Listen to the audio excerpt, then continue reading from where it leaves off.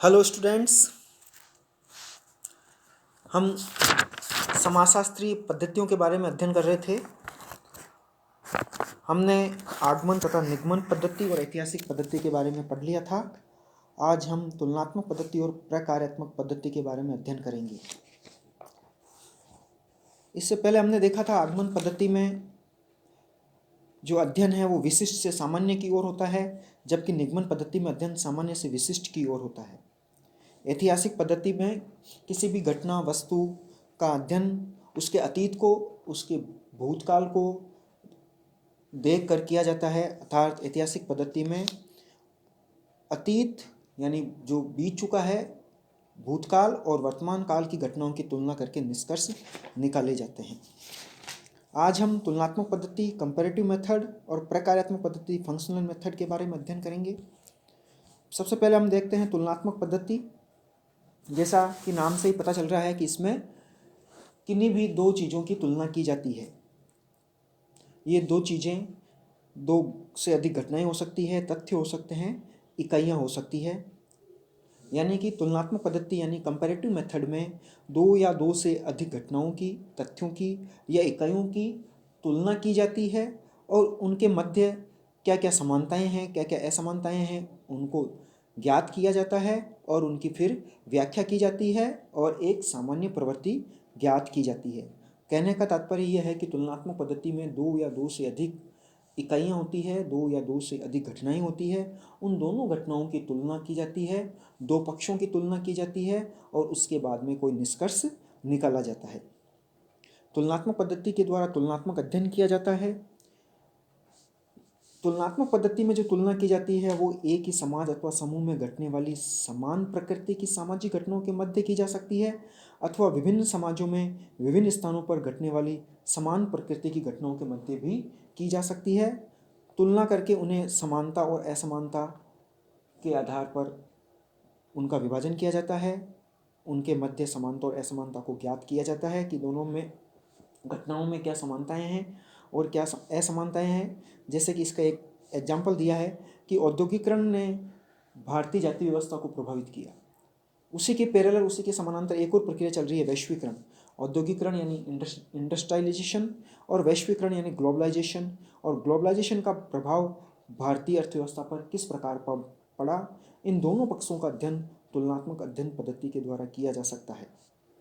अर्थात विभिन्न समूहों, समाजों और समुदायों में घटने वाली सभी घटनाओं का तुलनात्मक अध्ययन करने में ये विधि अत्यंत उपयोगी है। समाजशास्त्र में जब हम विभिन्न समूह के बारे में अध्ययन करते हैं, विभिन्न समाजों के बारे में अध्ययन करते हैं और विभिन्न समुदायों में घटने वाली घटनाओं का अध्ययन करते हैं, यदि इन घटनाओं का अध्ययन हम तुलनात्मक पद्धति से करें, तुलनात्मक पद्धति की प्रक्रिया से करें, तो जो निष्कर्ष निकलते हैं, जो अध्ययन का निष्कर्ष आता है वो बहुत ही लाभदायक होता है और ये अध्ययन समाजशास्त्र के क्षेत्र में बहुत उपयोगी सिद्ध होता है। इस विधि का उपयोग न केवल सोशियोलॉजी में बल्कि दूसरे विषयों में भी किया जाता है। कई मानवशास्त्रियों ने और समाजशास्त्रियों ने, कई अन्य विषय के विषयवेताओं ने भी इस पद्धति को काम में लिया है। समाजशास्त्र में ऑगस्ट कॉम्ट ने इस पद्धति को काम में लिया था। ऑगस्ट कॉम्ट, जिनको हम समाजशास्त्र का पितामह या फादर ऑफ सोशियोलॉजी भी कहते हैं। समाजशास्त्रियों में ऑगस्ट कॉम्ट ने भी समाज के विकास के विभिन्न चरणों की तुलना की तथा सामाजिक विकास को बताया। ऑगस्ट कॉम्ट जो फादर ऑफ सोशियोलॉजी थे, उन्होंने विकास के विभिन्न चरणों की आपस में तुलना की कि नेक्स्ट जो चरण आता है उसका पहले चरण से वो किस प्रकार संबंधित है, वो किस प्रकार उनमें समानता है, किस प्रकार उनमें असमानता है। दो या दो से अधिक चरणों की तुलना करके उन्होंने सामाजिक विकास या सोशल डेवलपमेंट के बारे में बताया। इसी प्रकार हर्बर्ट स्पेंसर ने समाज व सावयव की तुलना करके दोनों के मध्य पाई जाने वाली समानताओं का उल्लेख किया। हर्बर्ट स्पेंसर ने समाज की तुलना मनुष्य के शरीर से की है कि जिस प्रकार मनुष्य के शरीर में विभिन्न प्रकार के अंग होते हैं, अवयव होते हैं और इन अंगों और अवयवों के द्वारा इसमें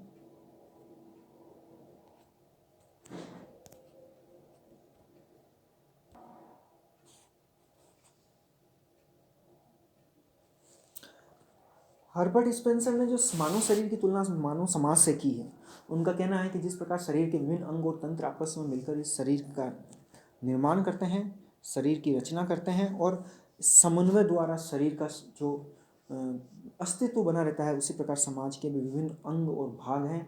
इन्हीं भागों में, इन्हीं अवयवों में जब आपस में सहयोग होता है तो समाज आगे बढ़ता है। हर्बर्ट स्पेंसर ने समाज और सहयोग की तुलना करके दोनों के मध्य पाई जाने वाली समानताओं का उल्लेख किया है। यानी कहने का तात्पर्य, उन्होंने समाज और शरीर में समानताओं के बारे में बताया है कि शरीर के विभिन्न अंग आपस में कोऑपरेशन द्वारा, सहयोग द्वारा मिलकर काम करते हैं और हमारा शरीर बना रहता है, शरीर कार्य करता है। उसी प्रकार समाज के विभिन्न अंग यदि आपस में मिलकर कार्य करें तो समाज का अस्तित्व बना रहेगा, समाज का निर्माण होता है, समाज आगे बढ़ता है। एक अन्य समाजशास्त्री मैक्स वेबर ने भी इस अध्ययन पद्धति को काम में लिया है। मैक्स वेबर ने पूंजीवाद के विकास को धार्मिक मान्यताओं के आधार पर समझाया। मैक्स वेबर ने पूंजीवाद के विकास को धर्म की मान्यताओं के आधार पर समझाया और इसके लिए उन्होंने विश्व के 6 प्रमुख धर्मों का अध्ययन किया। उन्होंने इस विश्व के 6 प्रमुख धर्मों का अध्ययन किया। किस आधार पर किया? 6 प्रमुख धर्मों की धार्मिक मान्यताओं का अध्ययन तुलनात्मक आधार पर किया। उन्होंने विश्व के 6 प्रमुख धर्मों का अध्ययन करने के लिए इस तुलनात्मक पद्धति को काम में लिया। इस प्रकार विभिन्न समाजशास्त्रियों ने इस विधि को उपयोग में लाकर विभिन्न समुदायों के मध्य पाई जाने वाली समानताओं व असमानताओं का उल्लेख किया। समाज के विकास व विनाश को समझने में यह विधि अत्यंत उपयोगी सिद्ध हुई। आगे देखते हैं हम, तुलनात्मक विधि का प्रयोग सामाजिक और प्राकृतिक सभी विज्ञानों में किया जाता है। हम अपने दैनिक जीवन में मित्रों, जीवन साथी, नौकरी आदि के चुनाव के दौरान इस विधि का उपयोग करते हैं। हम अपने दैनिक जीवन में भी इस विधि का उपयोग करते हैं। दैनिक जीवन में कब मित्रों के चुनाव में, यदि हमारे बहुत सारे मित्र हैं तो हम तुलना करते हैं कि ये मेरा सबसे अच्छा मित्र है या यह मेरे मित्र बनने लायक है या नहीं, या 2 या 3 व्यक्तियों की तुलना करके हम कहते हैं कि इसने मेरे साथ ऐसा किया या ये मेरा अच्छा दोस्त है। जीवन साथी के चुनाव में लड़के लड़की की विवाह से पूर्व जब चुनाव किया जाता है, उनका विवाह निश्चित किया जाता है, तो उस समय भी तुलनात्मक पद्धति को काम में लिया जाता है कि यदि किसी लड़के के पास में एक से अधिक ऑप्शन है या किसी लड़की के पास में एक से अधिक ऑप्शन है तो उन ऑप्शंस में से तुलना करके ये देखा जाता है कि हमारे लिए कौन सा संबंध सबसे अच्छा रहेगा, कौन सा संबंध अच्छा है हमारे लिए। नौकरी के चुनाव में भी इस पद्धति को काम में लिया जाता है। रेडक्लिफ ब्राउन के अनुसार तुलनात्मक पद्धति की सहायता से 2 प्रकार की समस्याओं का हल निकाला जा सकता है, जिनका संबंध वर्तमान से है तथा जिनका संबंध भूतकाल और इतिहास से है। यानी कि जिनका संबंध एक तो वर्तमान से है और जिनका संबंध भूतकाल और इतिहास से है, अर्थात वर्तमान, भूत एवं भविष्य की घटनाओं का तुलनात्मक अध्ययन इस विधि के द्वारा किया जा सकता है। ये एक ऐसी पद्धति है जिसके द्वारा वर्तमान की घटनाओं का, भूतकाल की घटनाओं का और भविष्य की घटनाएं जो घटित हो चुकी है उनका तुलनात्मक अध्ययन इस विधि के द्वारा किया जा सकता है। ये तुलना उद्देश्यमूलक होती है और इसके आधार पर घटनाओं की व्याख्या भी की जा सकती है। संक्षेप में तुलनात्मक पद्धति में 2 से अधिक घटनाओं, तथ्यों एवं इकाइयों की उद्देश्यपरक तुलना करके उनके मध्य समानताओं एवं असमानताओं को ज्ञात कर उनकी व्याख्या की जाती है। एक सामान्य प्रवृत्ति को ज्ञात किया जाता है।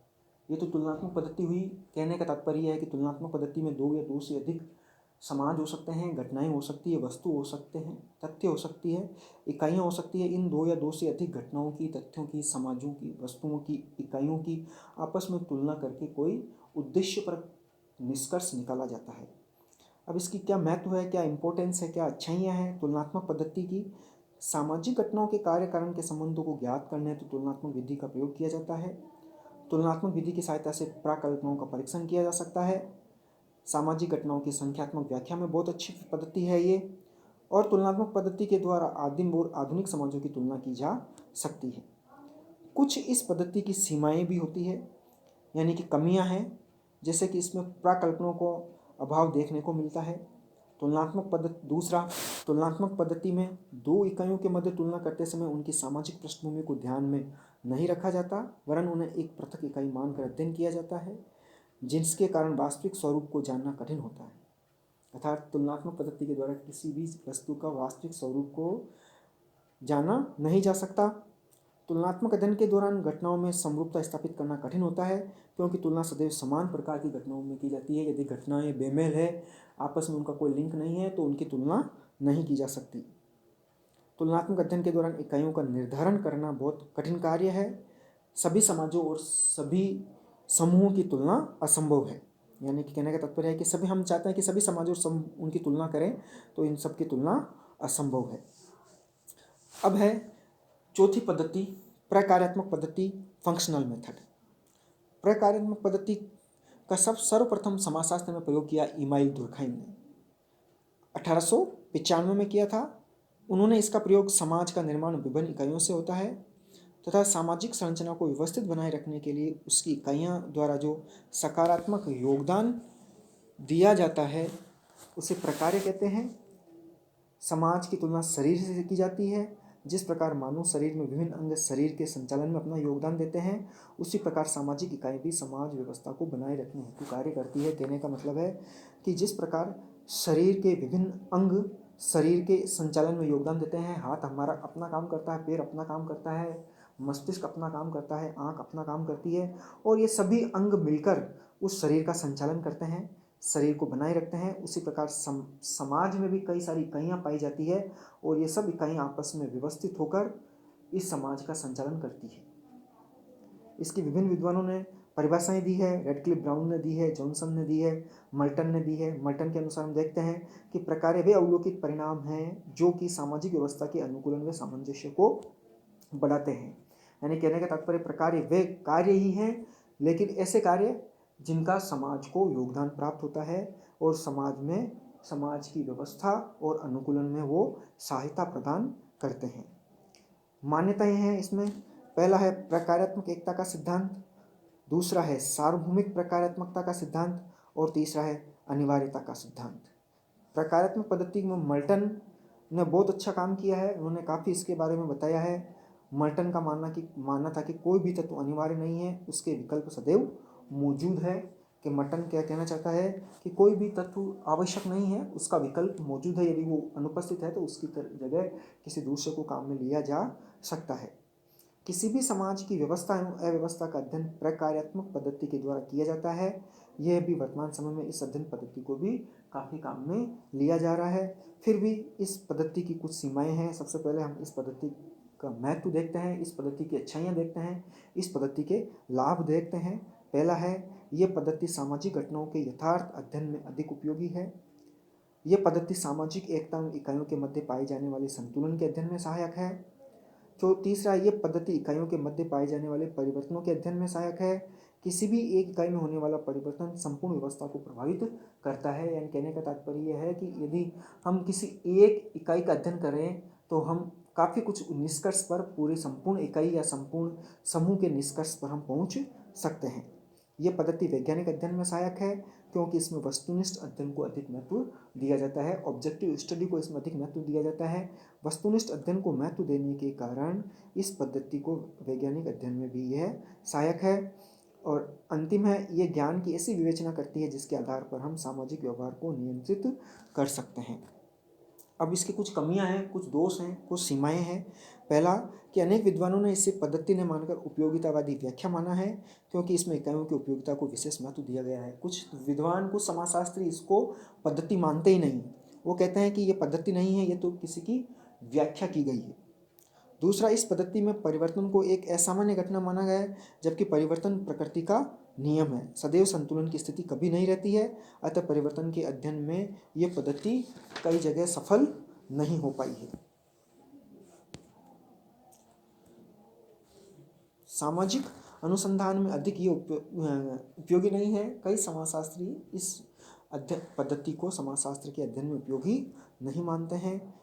कई समाजशास्त्री कहते हैं कि ये एक पक्षीय अध्ययन पर बल देती है, अर्थात एकता का महत्व पर बल देती है, समरूपता पर बल देती है, सावयवता पर बल देती है। प्रकार्यवादी विश्लेषण को रूढ़िवादी और किसी ने दकियानुस भी कहा है। ये पूंजीपतियों का पोषक है, अर्थात शोषण का समर्थक है। अतः पूंजीपति देशों में इस पद्धति का अधिक प्रयोग हुआ है।